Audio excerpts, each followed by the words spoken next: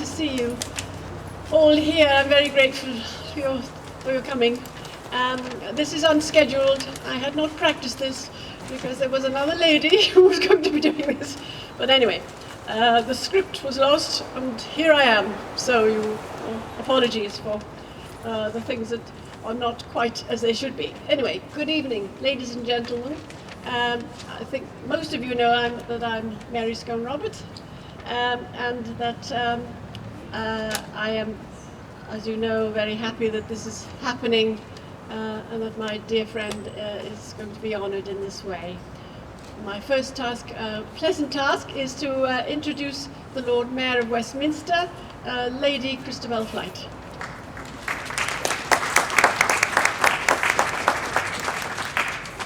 Good evening, and thank you very, very much for asking me. As it happens, I'm going to first of all read this, but I just thought you might like to know that the very first job I ever did was when I joined Sotheby's, was to actually do a fundraising event for this for the Yehudi Menuhin School.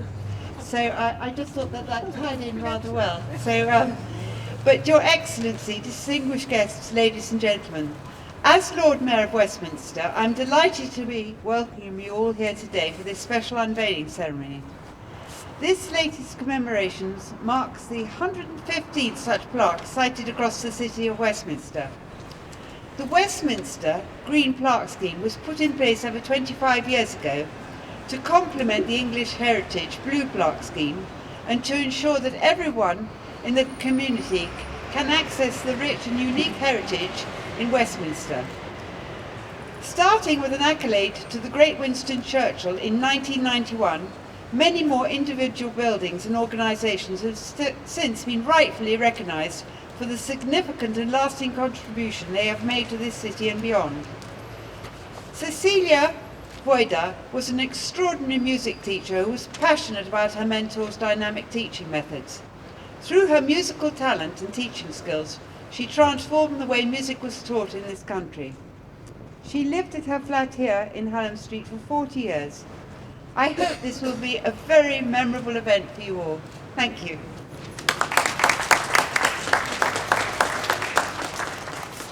Thank you very much indeed. At this stage I had written a very nice piece for Francesca Ishpan to read about Cecilia, but you know about Cecilia, I think, the fact that Menuhin was very struck by the way in which the children in Hungary could sing 2-3 parts at a very early age, and the very gifted violinists in his school in Stoke Dagenham couldn't do that. So he asked, could I please, I would like, I'd like someone to come over and show my students how that could be done. So could I ask Cecilia, would she consider to help to go and teach at the Stoke Dagenham school, and also I think he put it to go over and help them. I think in terms of that he meant Britain as a whole. So she took it on, and that's what she did for the next 40 years, because Kodai being her mentor, she didn't ever want to let him down, and so she continued to do that work until virtually the day she died. There are some speakers. I would also like to thank the 5 distinguished speakers we have that have come to talk about Cecilia, her memories of her perhaps, and thoughts about her. So firstly we would have Gilbert de Grieve, who is a concert pianist and a past president of the IKS, and a former colleague of Cecilia's. And then following Gilbert will be Dr. Laszlo Norbert Nemes, and he is the director of the Kodai Institute in Kecskemét, and also vice president of the IKS as well. And then we have 3 of Cecilia's students who will tell us a little about how they thought of Cecilia and how much they appreciated, I think, the work she did with them. First of all, we have Elizabeth Wilcox, who was a is now director of music at the Elizabeth College in Guernsey, and in fact has done her own pioneering work, as she has introduced Kudai to Guernsey. So that's the first. She was a graduate of the KIB and was sole student, was only taught by Cecilia during that time. Then Lucinda Gagan, who has come all the way from Edinburgh to be with us tonight. She is the Education Director of the National Youth Choir of Scotland, and is also a graduate of the KIB. She used to journey from Edinburgh down to London to study with Cecilia. And last but not least, we have Alan Murdoch, who is a long-time student of Cecilia's. He graduated with her. He also is a choral conductor of repute, and his chapel choir boys were extremely well known throughout Britain, getting to very high stages in various competitions. So there we are. We look forward to what they have to tell us, beginning with Gilbert.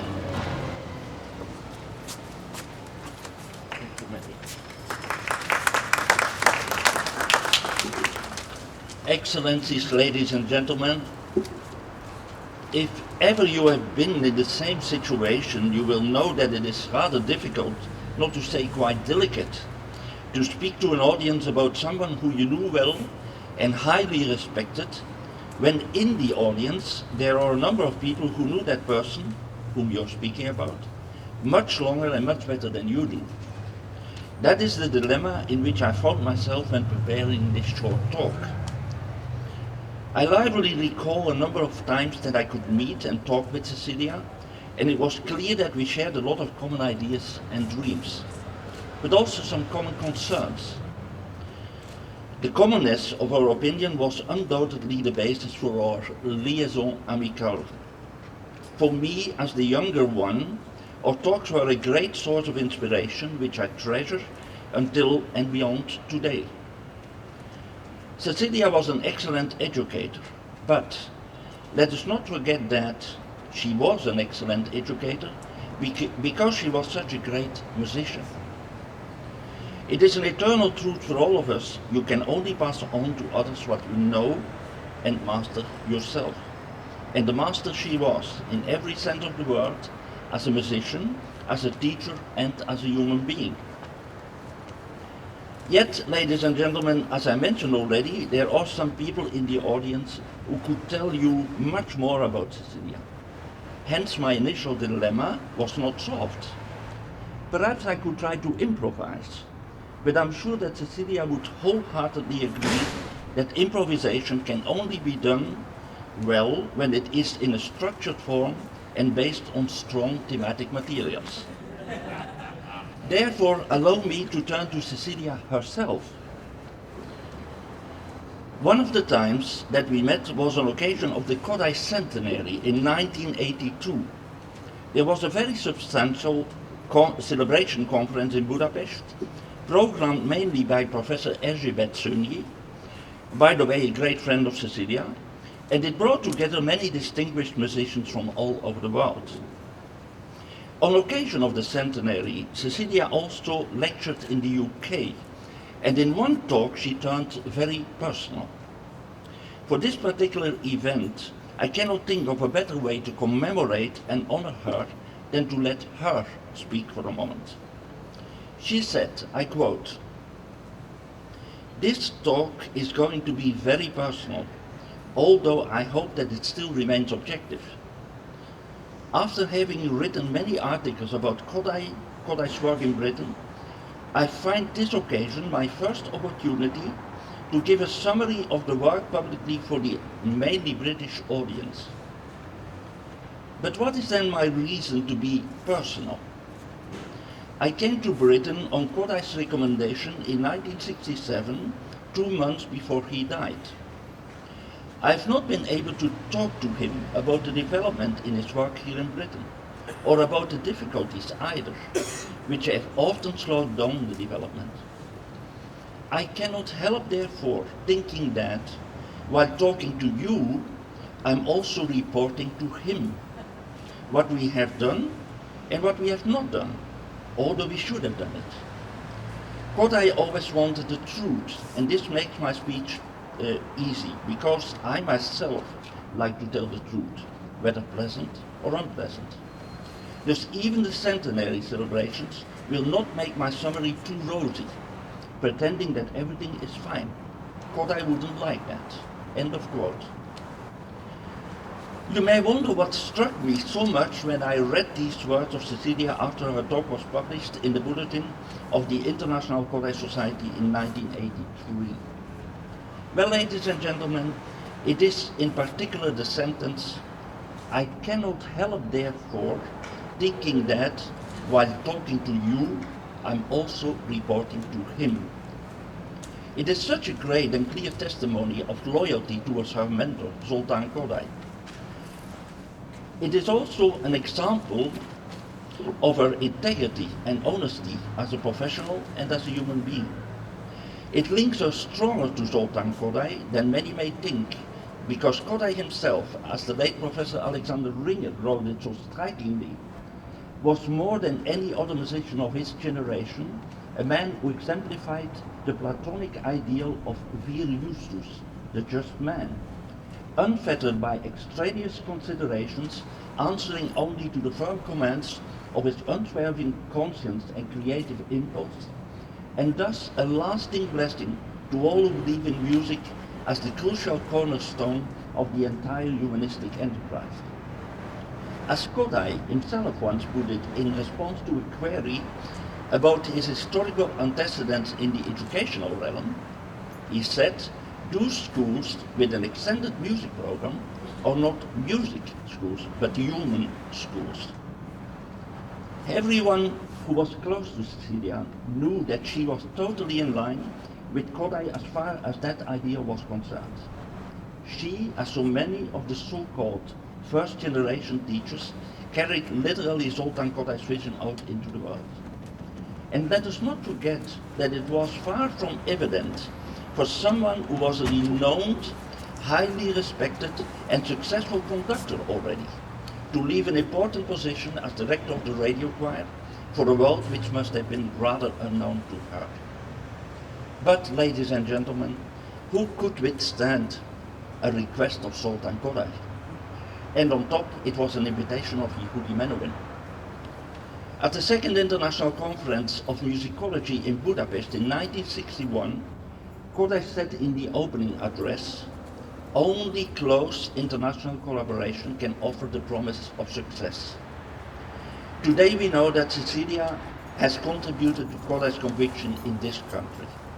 It was not always easy, but it was always honest and true to the spirit of what Kodály envisaged. That integrity is a real sign of greatness. It points to a person who truly believed that the ideal was more important than her personal fame, and that what she could give with her great talent was her first and foremost beauty.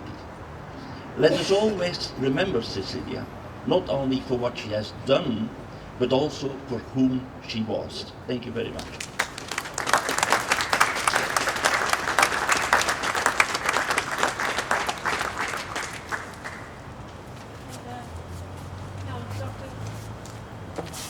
Dr. Laszlo Norbert Nemes.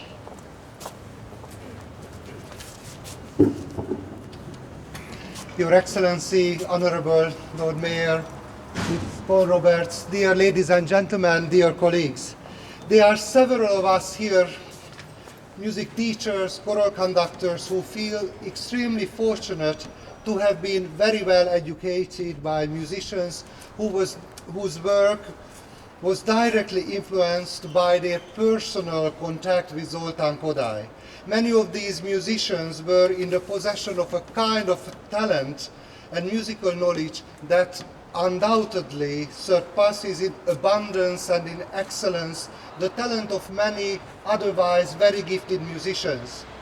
The motivations received from them created in us a lifelong passion for music and music teaching. I did not know Cecilia Vajda personally, but what I have read and what I have heard, I can assert that Cecilia Vajda was one of these special musicians who had the power to change the trajectory of the lives of a great number of her students by leaving a lasting, positive musical impact on them. By some of her most outstanding students, she was remembered as, quote, a teacher that made her students feel excited to the point of getting giddy, a woman of immense infectious vivacity, or a lady with a teaching style that was unique and inspirational, end of quotes.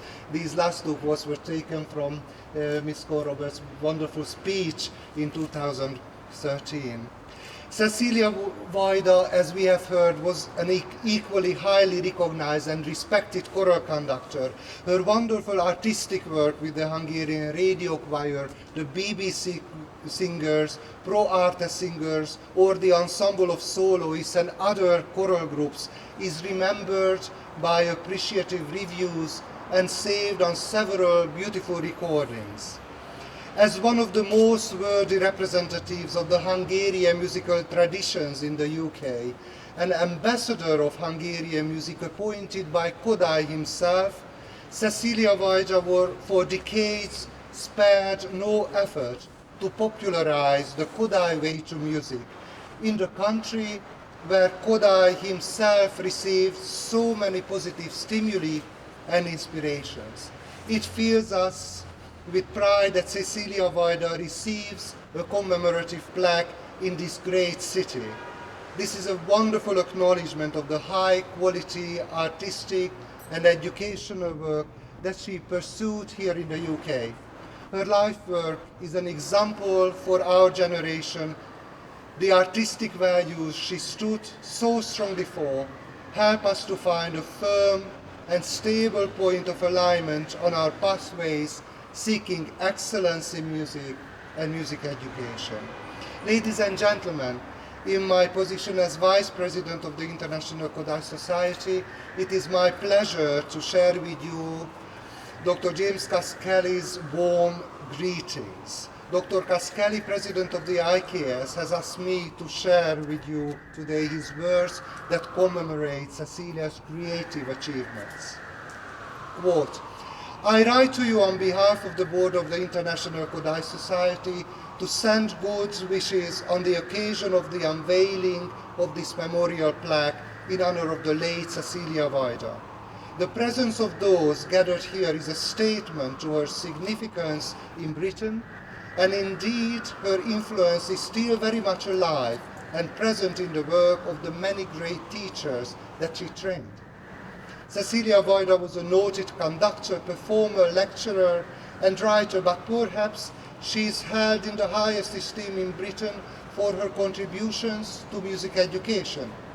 Cecilia worked tirelessly in her own teaching to demonstrate the richness and comprehensiveness of Kodály's ideas in the classroom. She was profoundly convinced that teacher development was critical if the overall standard of music education was to improve. She inspired a generation of teachers to dedicate themselves to the improvement of their musicianship and pedagogical skills. Cecilia was the force behind the establishment of an official society in Britain, and the British Kodály Academy is still very active today. It is clear that she has been of tremendous significance, not only in terms of the Kodály philosophy, but her influence has been felt throughout the length and breadth of music education in Britain. On behalf of the board of IKS, I would like to thank all who are present at this auspicious event. I thank the organizers for this formal acknowledgement of the great contribution of Cecilia Vajda to the musical life in Britain. And I take this opportunity to encourage you in your efforts to support and share the ideas of Kodály. With all best wishes, James Kaskeli. Thank you for your attention.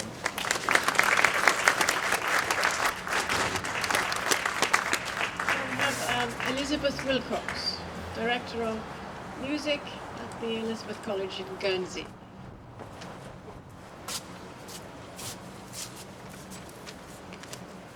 I think we might be starting at the end. I was one of Cecilia's last pupils, so I hope that the others will share some other memories. Your Excellency, Madam Mayor, ladies and gentlemen, Mary asked me to share a few memories of my lessons and my time with Cecilia. There were lots. I hope I've reduced it to something that gives you a picture of the type of person she was. So there were 5 of us in the KIB class of 2004-2005. There was me, there was Miss Alice Chua, Mitra, Joe, and Susanna. We passed. And on the day that Mary had suggested I start, I walked in and there was a tiny, white-haired, blue-eyed, incredibly blue-eyed, little lady sat at the desk. And I thought, this will be fine. I was wrong. Her first sentence was, take a seat and then sing what I sing a bar later. And it didn't get any less terrifying from that point onwards. And that sort of sums up Kodai. It pushes you to do things that if you were to describe it in words, are freakishly impossible. It's beyond what the human brain could possibly do. It's terrifying, frustrating, and when you get that tiny little step closer to musicianship, exhilarating. I see it in the faces of my own students. Cecilia said I would. There were only 2 responses to everything we ever did. Yo, or yes.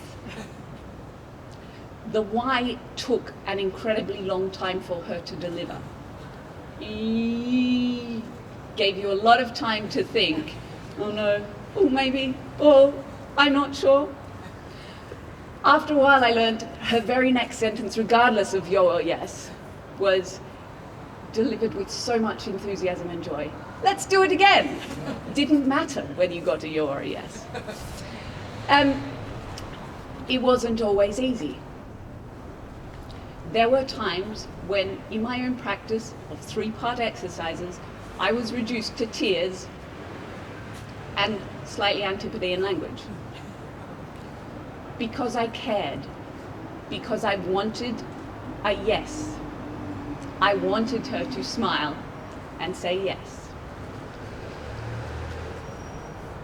My fondest memories were of conducting exercises.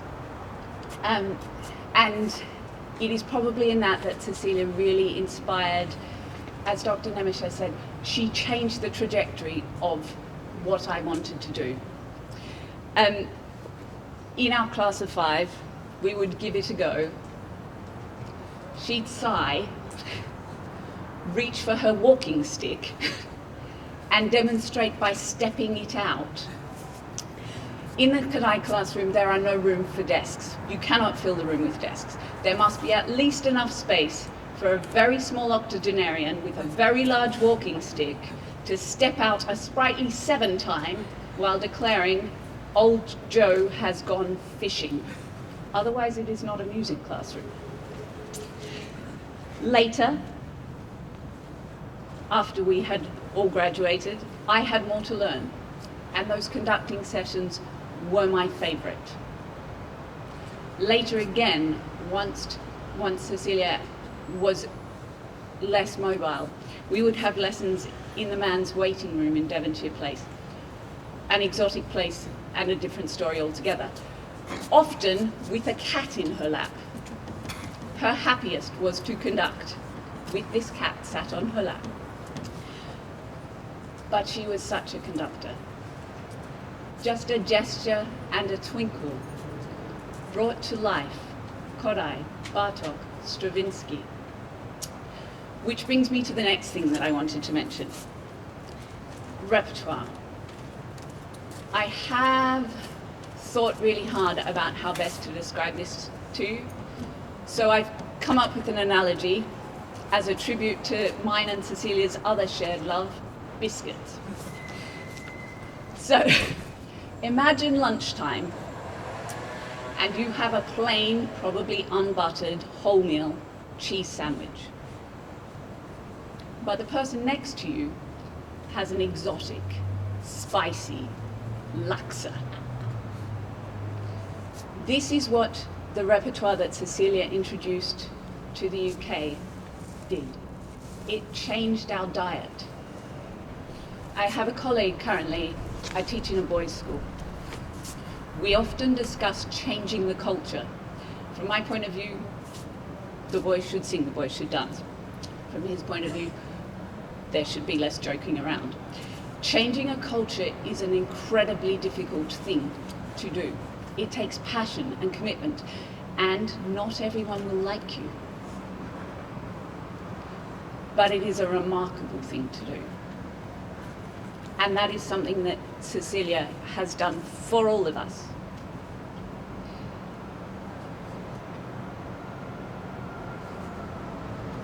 I wrote a lot about the repertoire thing.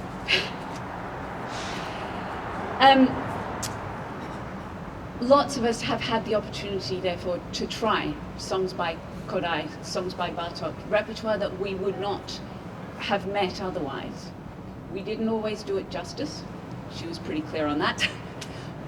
But we gave it a go, and she always encouraged us to do it better. Recently, Mary sent me a recording of Bartok songs that Cecilia had conducted. And they're fantastic. They are energetic and vivacious, and they live on or in my CD player almost constantly. Particularly for upper voices, I think that the shape, the landscape of what was available was changed through Cecilia's work. It is a Kodaiism. Only repertoire of the highest quality will do. Why share with the people who hold our cultural future anything less? I was lucky, and I did not realize it at the time. I was lucky to have a teacher like Cecilia who promoted it. I was very lucky to have a manager who agreed. I know that now. It was a remarkable place to work at Queensgate. They made a remarkable team. I know you won't like me saying it, but thank you very much. It changed my life. It changed what I do. And two remarkable women, many remarkable women in that school, was a great inspiration to a young female teacher as well. And it's a great tribute, therefore, I think, not only to Cecilia, but to the KIB and to Mary's work to see this plaque go up today. Personally, my plaque would have been bigger, just judging by the curtain. It would read, here lived Cecilia Vajda, musician, music educator, biscuit connoisseur and cat lover, formidable yet incredibly caring individual, pioneer of cultural change and exchange, and conductor. We might need a bigger plaque, but I think this will make a fabulous start. Thank you.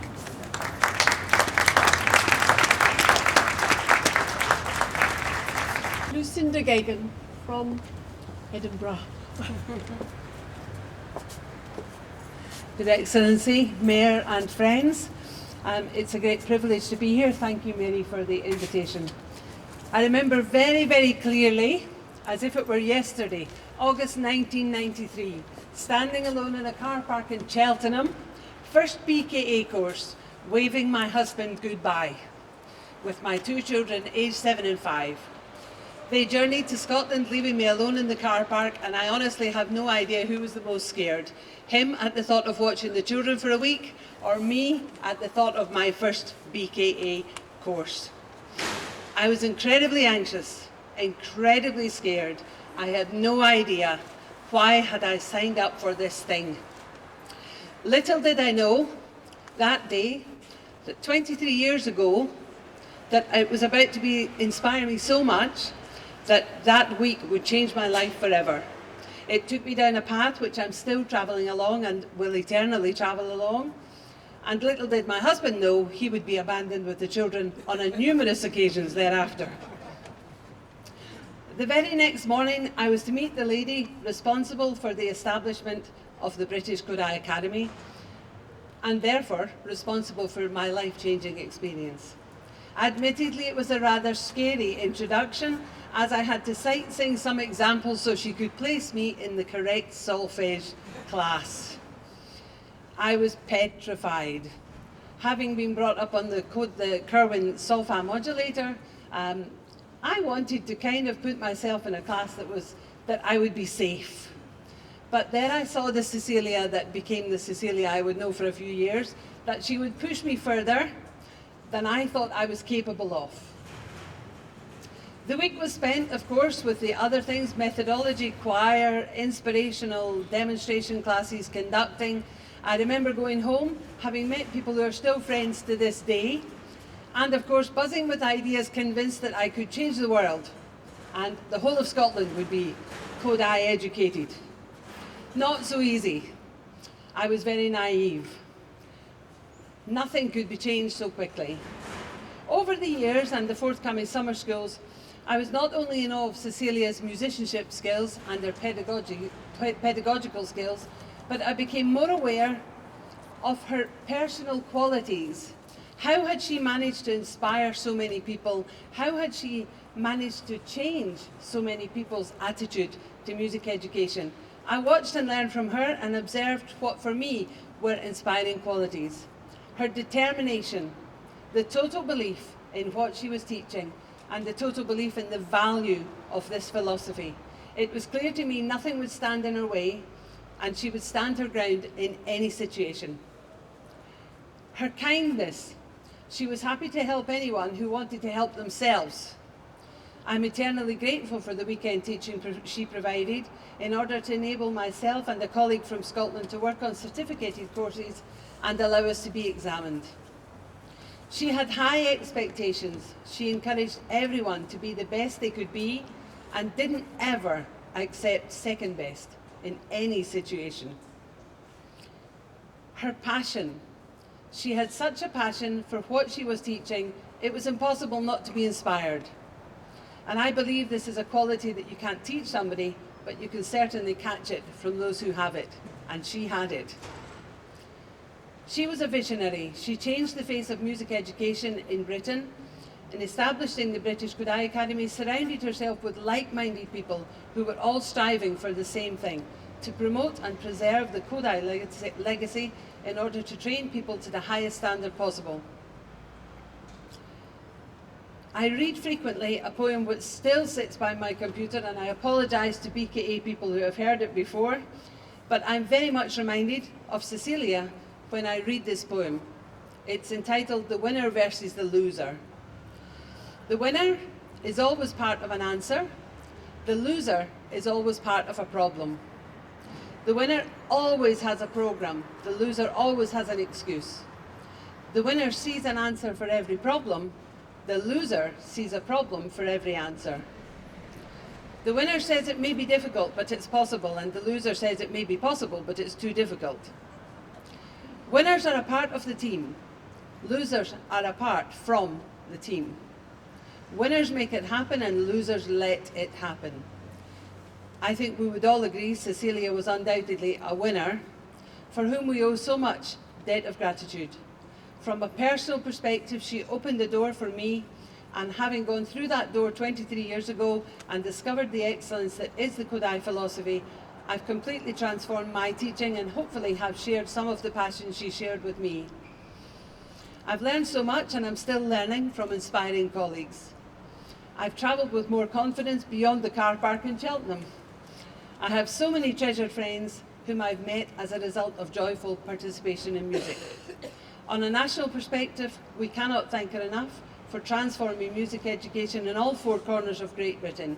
She inspired so many people over the years who have in turn inspired many others. May we all continue to work for the promotion of Kodály-inspired education. May we all have the passion that Celia did, and may we all be, as Celia was, a winner. Thank you.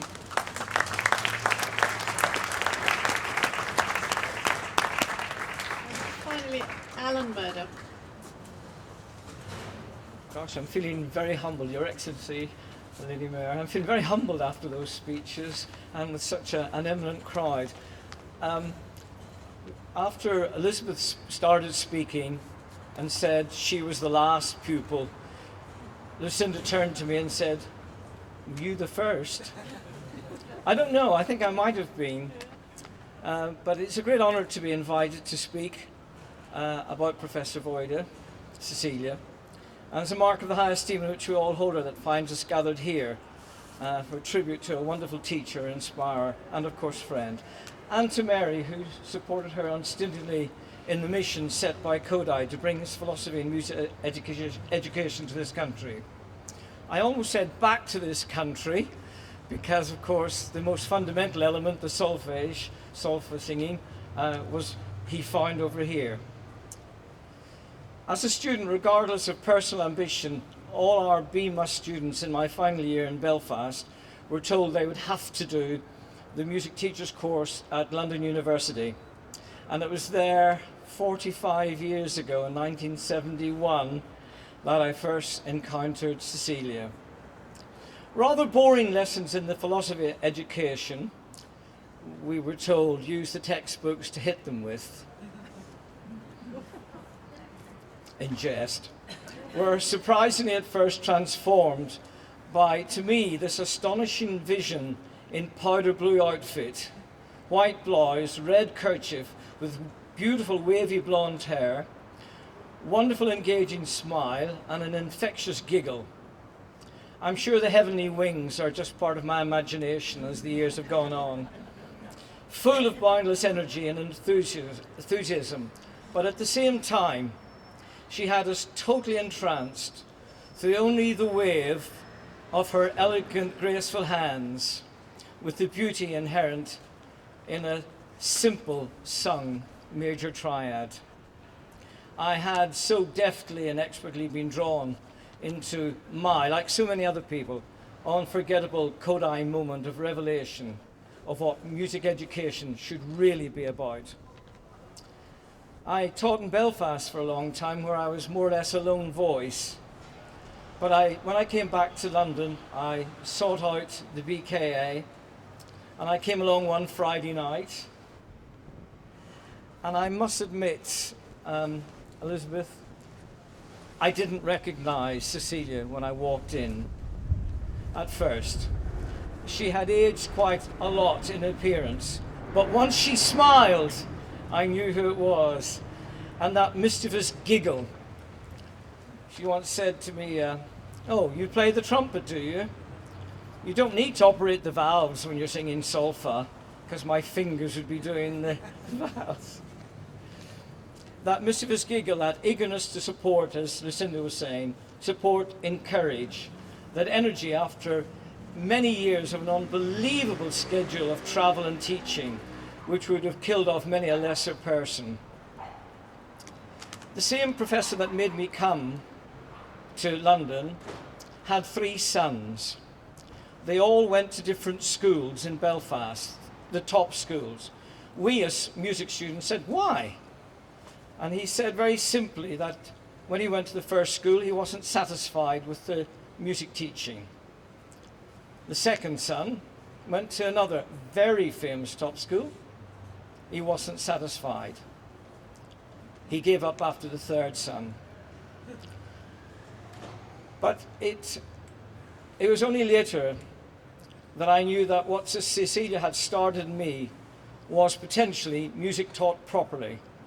And it was my avowed intention for the rest of my career to use it so that I would never cheat the children of a good music education through Kodai. If that professor walked into my classes, I knew he'd want to send his next son to my school. And I always found that if I had a problem in music teaching, go back to Celia and I'd get it right. Can you imagine if Celia walked into one of my rooms? You can hear her, can't you? You can hear her saying, "You're not," oh, never mind. That moment of revelation was for me life-changing, as you've heard from others. And I'm sure many of you will have considered what an extraordinary change her life must have been in coming to London. she left behind a career in Budapest just for us.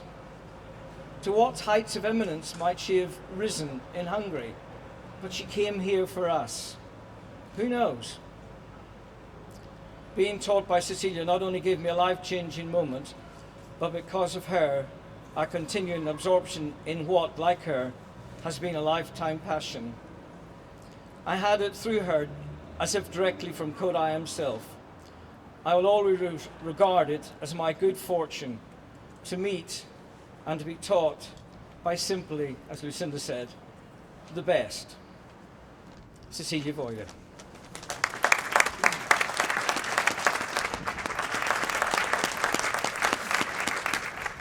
Thank you very much, everyone. I think we've covered all aspects of Cecilia there. And I just, as I was standing there, just happened to notice that Cecilia's window is in fact open. And I just have that feeling that she's sitting inside and just feeling very happy and to hear what's been said, and also having a chuckle as well. Now then, it's my pleasure to introduce the Hungarian ambassador, His Excellency Peter Zabadhegi, sorry, and he will be unveiling the plaque.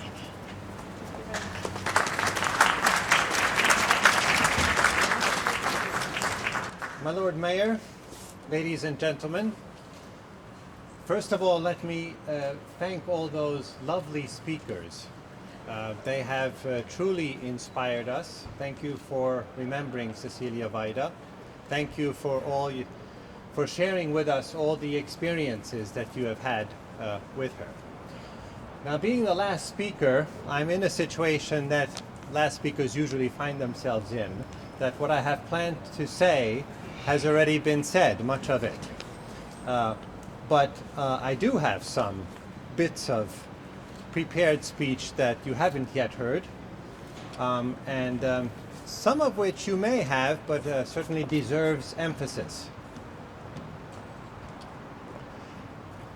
So it is not easy to establish how many dwellings of eminent Hungarian Brits have been marked by plaques in London. It's really not so easy. There are arguments about how many such plaques there are, but only 4 plaques are listed officially. Those of Lajos Kossuth, who inspired and led Hungary's fight for independence from Austria in 1948 to 1949. Filmmaker Sir Alexander Korda, the composer Béla Bartók, and the Nobel Prize-winning scientist Denis Gábor. So I'm honored and proud today that Cecilia Vajda is joining this illustrious list, thanks to the tireless work of Mary Scone-Roberts, a former pupil, colleague, and friend whose dedication and support keeps alive the memory of this outstanding representative of Hungarian music culture. Cecilia Vajda came to the United Kingdom in 1969. And maybe few of you know that she lived in South Kensington. Very interestingly, next door to the house in which Béla Bartók used to stay when visiting London. Very interesting. Cecilia was the founder of the British Kodai Society and excelled both as a conductor and teacher, as we've heard. She was convinced that music training in the true, undiluted Kodai way, and I quote, contributes to the whole development of a person, physical, mental, spiritual. And it creates well-educated, caring, responsible human beings, end of quote. In 1982, she received the Zoltán Kodály Commemorative Medal. 10 years later, she was awarded the Civilian Cross by the President of Hungary. And in 2009, she was the recipient of the prestigious Bartók Pastori Award. in recognition of her several decades' work, which has helped to popularize and enhance Hungarian choral culture in the United Kingdom. And so now I am very, very proud and honored to officially unveil this plaque.